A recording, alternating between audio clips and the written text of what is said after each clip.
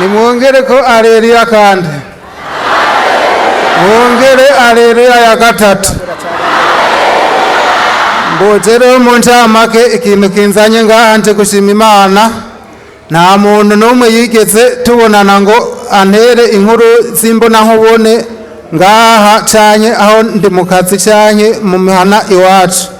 No kuvuga yuko jewe numvirije ikiganiro caca ku iradiyo, hanyuma maze kucumviriza baradondagura amabohero yose agize ubuja bw'isi, ndumva yuko nanje ayo mabohero ndayarimo.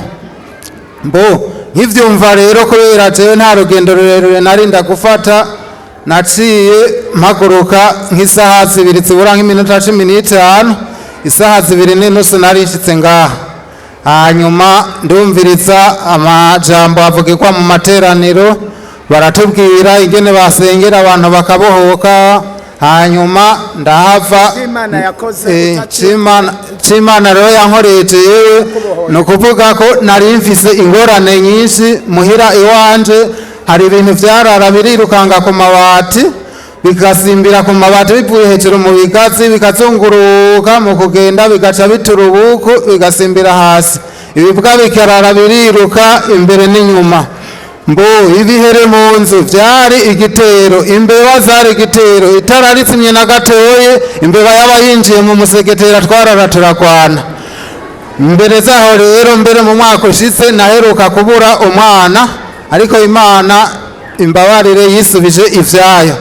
Je nari ngeze ahantu nari narateteye umubiri wose, mfunguye indya mwijoro nta minota 30 naryama mu nzu, narara ndirukanga vyose nkaruhuka bimezemo.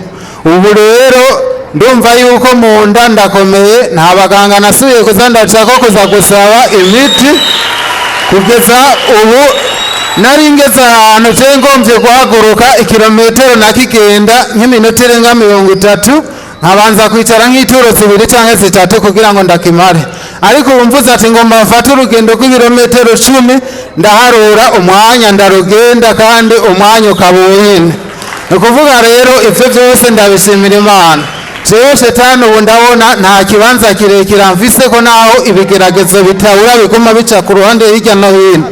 Mbere mu misi mikeya iheze nko mu ndwi yahera, hari ukuntu navuye mu rupanga ahantu ndiko ndakorera nk'urupangu ruri nk'aha kuri altare.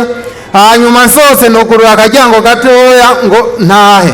Naje imbere yo hari mwibarabara gutya hacaza imodoka iza yiruka mejeje kugurura akaryango, aho yongongeyemo ca ndiruka ngenda nkahajya hirya kuri portail nkuru, ya modoka yari yahise ibomora hahandi mvuye, nanje nca mpungira hariya. Nukuvuga rero vyose ni ibintu dushimira Imana.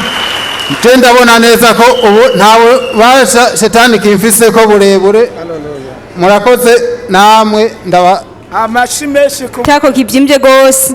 Umwana ndamuguriye imiti biranka, byase ndaza ngaha baramusengera. Tugeze imbere y'ibiro nyene cya kintu gice kiraturika.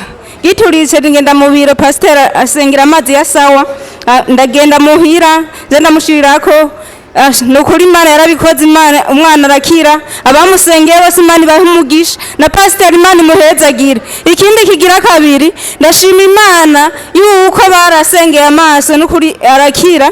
Ndamaze imyaka 3 mpambara amarore, Imana ihabwa icyubahiro. Ikindi kigira gatatu naho, ndashima Imana ko basengeye ngwaye kuboko nyene ibitero byarafashe. Abasenzi basengeye Imana bahumugisha. Amen.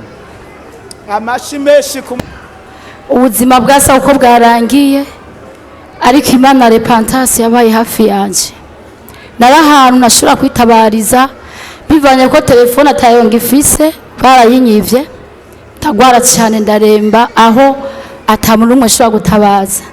Ariko ndibutse Imana, ndabwira Imana, Mana ibuka ibikorwa nakoze mu ngoro yawe.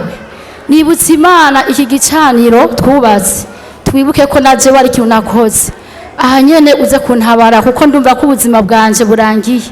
Nari mfise uburibwe nta kuno buvuga, nari ndushe cyane mbabaye, nta kurumugire namuronka, nta telefone nari mfise. Ariko ndashimiye Imana ku kanyuma aho narindi uwo mama Imana muhezagire naho adasengera ngaha, asengera ku muyaga, yarantabarije abasenzi. nasengewe n'imice ibiri y'abasenzi kugira ngo mbohoke Imana isubize mu buzima. Nikanguye sanga abantu buzuye ntazi ingene baje. Ndashimira Imana ngo mantangarize satani abadayimoni biwe bari bagombye gutwara ubugingo bwanje, ariko ndi umwana w'Imana, ndi umwana wa repentance. Nkorera Imana, ndirimbira Imana ngo amane batangarize kuzima aho bari. Ndacariwe, ndacavuga ya Mana, ndacavuga ya Mana. Haleluya, ndacavuga Imana yo mu ijuru. Abana bari bagize ubwoba bazi ko mfuye, ariko ndacariwe.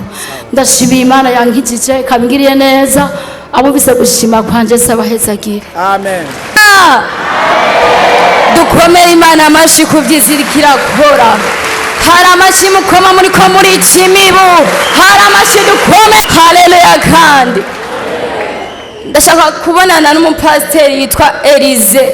Si pasiteri ni mwarimu, niwe yavuze ngo uhashitse uratabagwa kandi urishura. Ngira nshime ivyiza Imana yakoze.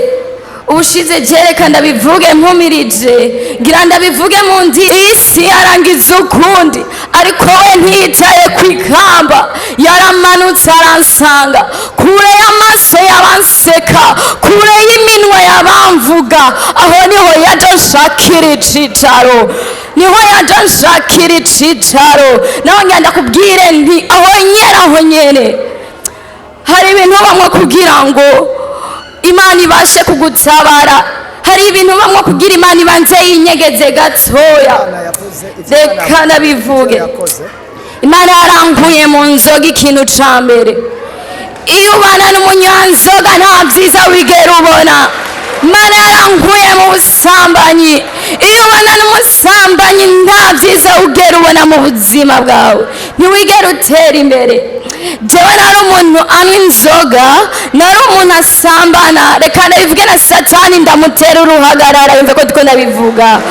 Ariko ubu unye ndakubwira ko nakabare kugira ndakegera ubu vyongora. Nifana no mubwira ntiyinzanire muhira. Nari umuntu anywa ibiyeri 5 canke 10, ariko ubu unye nifana 3 zongora. Reka mvuga ikindi Imana igiye gukora. Bene data, gupanga biragoye. Abantu bapanze biragoye. Twarapanze jewe na mama wanje amfise ndi umuherezi kuburyo aho nyerera 2020 ariko nje kwishurirwa muri 2025 le 24 décembre niho nzokwinjiriye iwacu. Haleluya. Imana yumve ko ndayishimiye, natashimwe nazanye yakira umutima wanje. Haleluya. Amen. Nje gushingira na Imana.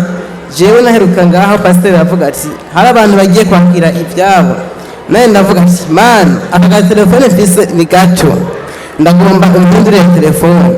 None telefone Imana yarayimpaye, ihabwe icyubahiro. Amen. Haleluya. Nimumere Imana yacu amashi. Shima Imana, hirya y'ejo neretswe ngo mbone imbeba ije kundya. Iyo mbeba yaraje ca ndatora ikibuye ca ndayikubita ku maguru.